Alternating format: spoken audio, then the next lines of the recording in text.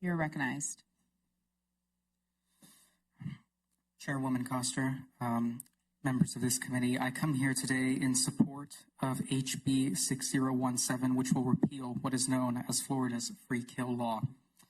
I'm here with the perspective that this law does not only protect recklessness and negligence in the medical field, but that this law protects criminals.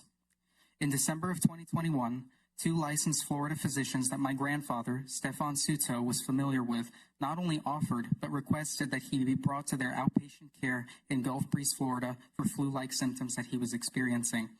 In short, these 2 physicians proceeded to inject my grandfather with 21 milliliters of intravenous hydrogen peroxide over 5 times. They administered direct ozone gas into his veins at least 10 times, and then additionally performed an out-of-hospital, non-cross-matched blood transfusion in a hotel room. They did all of this while lying to and defrauding my grandfather and the rest of the family in every step and aspect of his care. After his death, these physicians proceeded to also falsify my grandfather's medical records by omitting what they gave him. My family would hire a private forensic pathologist, Dr. Daniel Schultz, who conducted an autopsy on my grandfather's body and concluded that his death was caused directly by the actions of the doctors that I have mentioned to you. He labeled his death a homicide. Despite the horrific nature of this case, several attorneys have turned down representing my family and filing a lawsuit against the physicians who committed these acts against my grandfather, all citing Florida's free kill law. My grandfather's relationship to me was not that of a grandparent who I would see once a year, a trip to grandma and grandpa's house. No, he was there for me my entire life, and he lived with me. He was there for me in many cases in some of my worst moments. And to say that his heart was made of gold is an understatement to the kindness, gentleness, and sheer class that my grandfather showed to everyone he met. Due to this inhumane and barbaric law, not only have we been unable to file a civil lawsuit against the physicians who caused my grandfather's death, but it has made the process of obtaining a criminal prosecution against the physicians far more difficult. According to attorneys who my family spoke to, had we been able to file a civil lawsuit against these physicians, it could have potentially led to a judge ruling in our favor and against the physicians for their reckless and negligent conduct, letting law enforcement and other state officials know the serious nature of what took place. Civil cases can sometimes bring to light serious cases of medical negligence where law enforcement might feel uncertain as to how to go about investigating it. And I don't blame them. Cops have a lot on their hands. How are they supposed to know where exactly the line is between medical malpractice or something that rises to a level far above it? If it truly ends up being the case that my grandfather will not receive justice in the criminal side here in the state of Florida, then this free kill law has left my grandfather and our family with absolutely no justice, not even civil. And these 2 physicians who did this to him continue to practice in this state and are actively posing a serious danger to the public. This law is not just a shame on the state of Florida, it's a national embarrassment. I'm sincerely asking you, please repeal subsection 8 of Florida 768.21. It's unbelievable that a state as beautiful as Florida has a law as ugly as this. Thank you.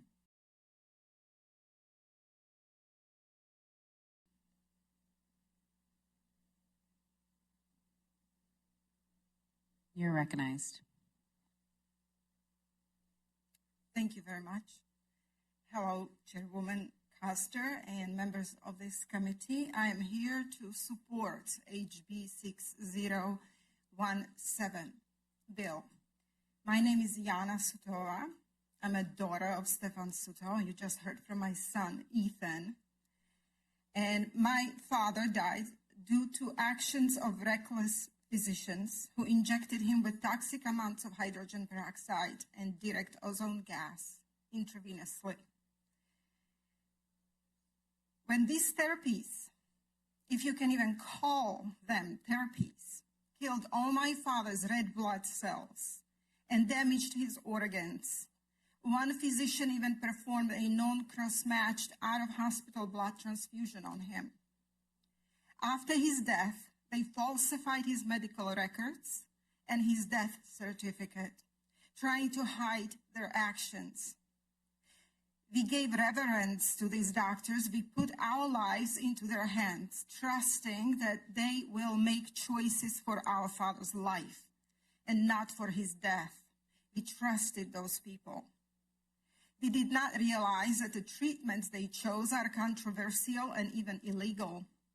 We were not provided with informed consent of any kind. These physicians defrauded my father and my entire family. They told us that if my father goes to the hospital, he would be killed by COVID-19 protocols. They were telling us that my father's chances of survival in a hospital were 0%, and they gave us an 80% chance of survival if we left my father in their full outpatient care. Because of the difficulties we face in the criminal side of this case, Florida's free kill law has denied my father and my family any justice whatsoever. All because my father had no dependencies under the age of 25 and he was widowed. The solution is not in denying the injured party justice and closure. The solution is to have laws on the books, like in every other state in this country, that tells physicians to avoid making careless mistakes.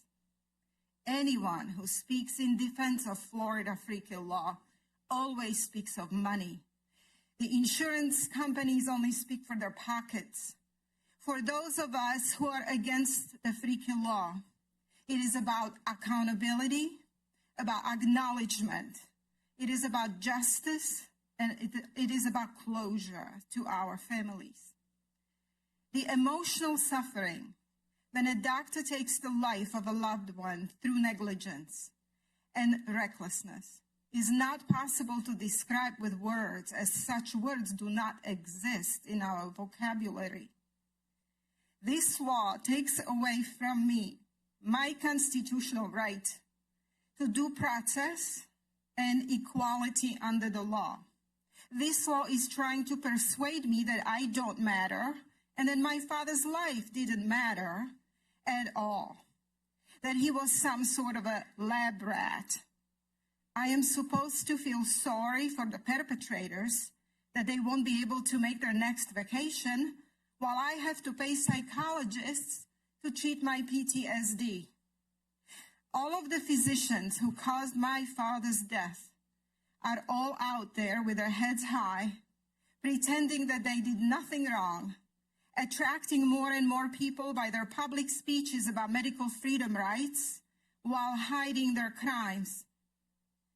A civil case would have uncovered their crime a long time ago and make them accountable, and the public would be informed of just how dangerous these people are. Please do the right thing. Vote yes on HB 6017. Thank you. Thank you for being here.